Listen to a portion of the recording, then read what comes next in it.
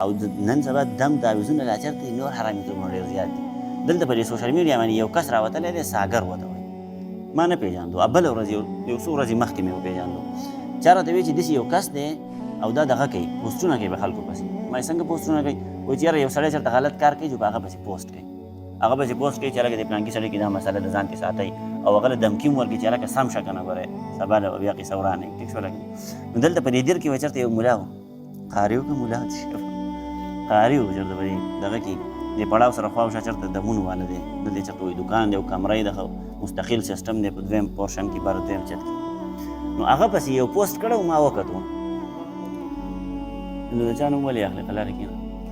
نو هغه پسې یو پوسټ کړی و چې بھائی دا ملا دی او دی دلته دا شی کولاو کړی دی او دلته خلکو له تعویضونه ماویضونه کوي او ښځې راځي او بره ورخېږي او د ده سره ناست وي او ګپې شپې لګوي او پته نه لګي چې دی به څه کوي، او وایي چې لکه په دې باندې د حکومت او انتظامیه نوټس واخلي چې هلکه د دې سړي علاج دې وکړلی شي. ټیک شوه.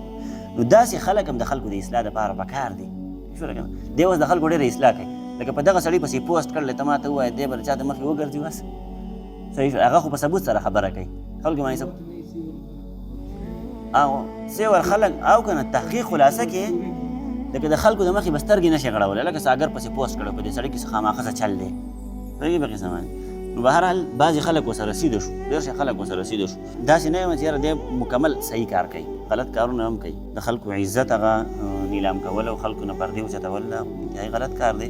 بهرحال که په دې کې د معاشرې اصلاح پرته ده چېرته په صحیح طریقه باندې کوي نو بیا ټیک د مونږ بیا اپریشیټ کوو چې هلکه دا کار دی صحیح دی. صحیح شو.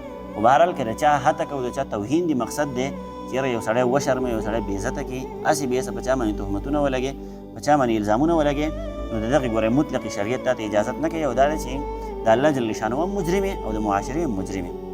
دا قصه رانه اوږدېږي خو بهرحال